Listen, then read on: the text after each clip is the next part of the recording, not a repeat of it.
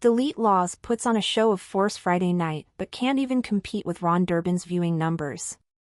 Wastes appearance of Riverside County Accountability as he doesn't know who guest really is. Angry vet starts his fundraising campaign but gets outfunded by our own ongoing expenses campaign. Do our fans hate us so much to make us write the GoFundMe column forever? Plus, BZWatchdog gets a call from Carolina in Fort Worth. Did he get his street cred back when he recorded the conversation properly this time? All this and more on this edition of Auditing Insanity.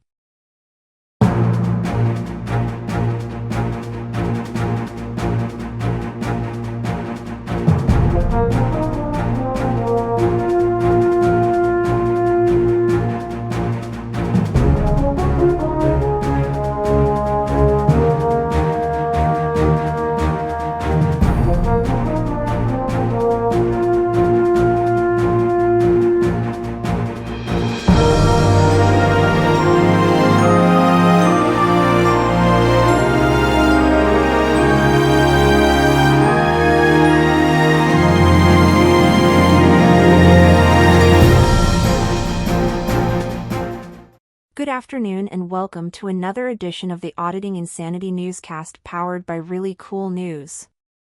I'm AI Yvette Peterson and I'm going to be your guest host today as AI Johnny Jones is in court for another paternity case. That's right, he's going to find out if Parsons is really his child and what he can do to make it go away. On that note, I still have to read his stupid script and ask you to focus on. DeCastro claims control over diet and cop watch return. In what can only be called a planned show of force, Jose "Chili" DeCastro gathered a large group of his followers for his Sunday night live stream, doubling the size of his recent outings and pledging that the old Chili was back. Sadly, DeCastro peaked at 350 viewers for essentially his pre-show, as he played a best of audits video for most of the first hour. While he managed to double the size of Floyd Wallace's recent outings and double plus that of his own disastrous Friday into Saturday live stream, he couldn't come close to the numbers put up by rival Lane Myers, who routinely draws 700 people for his near-daily events. DeCastro's focus for the evening was to announce that since getting food poisoning at Thanksgiving last week, he was able to reevaluate his life and take control of his diet. While we note that Thanksgiving was actually around 18 days ago, hardly last week, we didn't belabor the point as he pledged that the old Chili was back. Because he could now control his diet, which he blamed on the sugary foods that people sent him in gift baskets while he was in the clink at the Clark County Detention Center last year. Not that he was complaining, he made it clear, but that he was apparently ashamed of his body and becoming fat for him, and now that he could control his diet he could go on cop watches and audits again. His prepared comments were interrupted by the appearance of David Chavez, aka Riverside County Accountability, who was arrested around a year ago in California and took a plea deal in June based on his auditing activity. Chavez was released from jail on Saturday and DeCastro warmly invited him up on panel. Chavez was part of the so-called Freedom 8 lead by activist Eden Alex Enamorado, who essentially sparked a group task force of local and federal police when he showed he had the ability to gather large groups of people to protest at the homes of his enemies. As he joined DeCastro on air, he said he copped a plea deal for pepper spraying a random man during one of these large gatherings. He had a 2-year felony sentence, got credit for 6 months of time served while waiting for trial, then served out the last 6 months without incident. Chavez said he was currently locked out of his Riverside County Accountability YouTube channel, and DeCastro asked his fans to donate an old iPhone to Chavez to help him unlock his account. DeCastro attempted to get jail credibility by talking over Chavez's experience, claiming that the lockup facilities at the Cook County Detention Center were almost as bad as what Chavez went through. Eventually, Chavez grew bored with DeCastro, accepted DeCastro's offer to help him write up a demand for return of property document and left. This should have been the exciting end of DeCastro's live stream, which was now down to 257 assembled viewers, but he continued to enthrall his viewers with the same old for the next 2 hours.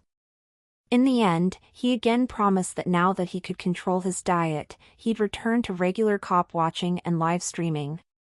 While we're convinced that he'll quit again once some horrible person notes his waddling towards officers, we're just as sure of his future successes with his pending board game, due to be released in big box stores in 8 days.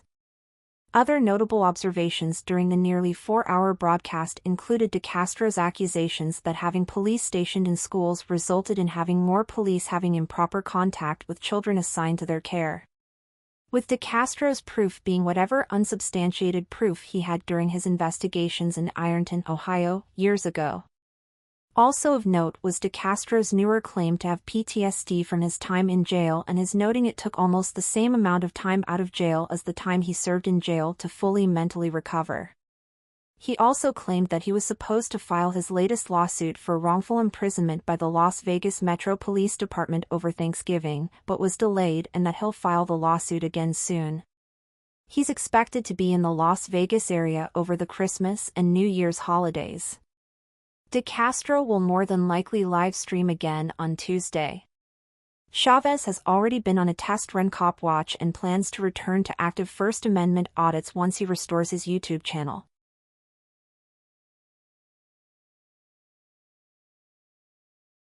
Carolina in Fort Worth calls BZWatchdog. YouTuber BZWatchdog featured the second of his new series of ongoing calls with Carolina in Fort Worth Rodriguez, who is serving time in a local lockup in Fort Worth, Texas, after her conviction last week of interference. As noted, this was the second call between the pair, as BZWatchdog admitted that he misplaced his recording of the first call between the two, recorded Saturday. Sadly, typical of a BZWatchdog production, Rodriguez's voice was muffled, and the call was cut short. In the brief call, Rodriguez was concerned about what the paper had said about her.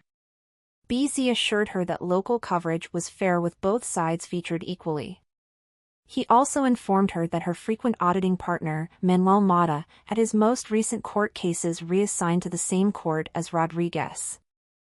Mata made headlines last week as he attempted to intimidate witnesses in Carolina's case by acting aggressively towards the police officers involved in her arrest. He, along with Joe Cool and Harvey Freebird, were cautioned at least once by the judge during Rodriguez's trial and skipped her sentencing hearing completely out of fear of retribution from the court. Rodriguez currently is serving 30 days in county jail for an incident over the summer that saw her hospitalized after blundering into an active crime scene. Oblivious to her surroundings, Rodriguez was approached by Fort Worth police, who told her to leave the scene. When she refused, she was taken into custody. As she was being placed in handcuffs, she began to struggle with the officer and fell forward while the officer was applying force to her body. Rodriguez fell face first onto the pavement and was unconscious after hitting the ground.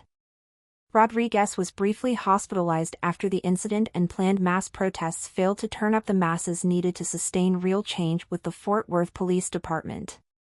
While admitting no wrongdoing, the Fort Worth Police Department reassigned the officer involved in the incident pending the outcome of an investigation. According to BZWatchdog's reporting, when offered a choice between 30 days of probation and 30 days of jail time, Rodriguez chose jail time as she'd be out sooner due to overcrowding. She also opposed limits on her First Amendment auditing that the probation would bring. BZWatchdog filled out the rest of his 8-minute runtime of his latest video with an AI-generated country music song expounding on the legend of Carolina in Fort Worth.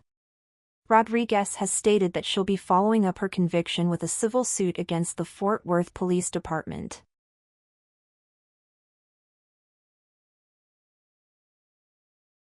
The Angry Vet starts Holiday Scars fundraiser. Kevin the Angry Vet Soper's yearly donation drive for his Boost Scars mission for veterans and citizens took second place for Sunday as our own ongoing expenses campaign edged it out for the victory, pulling in $70 in donations to the Angry Vet's $60. Our win was essentially driven by a group of our fans being reminded that if the market puts up goose eggs for an entire week, we'd be free of writing this column forever. Out of their deep love for torturing the person who writes these columns, we haven't gone AI just yet. A group of viewers to the premiere of our last newscast banded together and assured us of torture for at least another week. Sometimes this column just writes itself. Soper's campaign being a bit more important than ours, as he says he's raising money for veterans and veterans issues that will be distributed through his The Servicemen and Citizens for American Rights Society, SCARS, organization. While he claims that it is an official nonprofit organization that is registered with the government, recent exposés by luminaries such as Dummy Kruger and our own digging have shown that it is not listed by the Internal Revenue Service as an official 501(c)(3) organization and does not currently have tax-exempt status. Soper's organization provides free legal services on top of everything else and has taken criticism as there are those who believe that Carolina in Fort Worth Rodriguez used its resources for her disastrous legal defense before her recent conviction of interference in Fort Worth, Texas. Whatever the case is, the organization's $60 in donations came in second to our own fundraising efforts for the day. No other campaigns recorded donations for Sunday. If you'd like to continue to our torturous time each morning writing this column as the very first thing we do, please pay attention for the next 30 seconds as we tell you how to join in on the fun. Journalism is not free. Both ReallyCoolSite.org's daily newspaper and our daily newscasts are funded by your continuing donations and what we make from our YouTube AdSense revenue each month. If you'd like to contribute to help us keep the lights on, eating, keeping the cats fed, and writing new stories to feature on both the newspaper and newscast each day, we do have a GoFundMe set up at the address on screen right now. If you can't afford to contribute, please watch the advertisements on our videos, like, share, subscribe, and comment. You can help by doing next to nothing, and we thank you in advance for pitching in.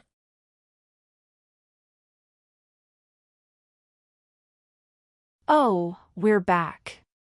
It was bad news for Johnny Jones as he was not the daddy of the dear sweet wonderful Parsons. He cannot claim inheritance of the Parson Shield empire and thus cannot pay for his cloned human body just yet. That bit should be far more exciting than anything that happened over the weekend. I mean, while Chili DeCastro doubled his numbers for his Sunday night livestream, forcing his users to watch his own reruns seemed to actually bring in followers and held followers longer than his actual livestream. Could he be onto something? Could reruns of Chili DeCastro's greatest hits be the way he should be focusing his channel on in the future? With that, I'm Yvette Peterson, and this has been the Auditing Insanity Newscast. Have a wonderful day, everyone.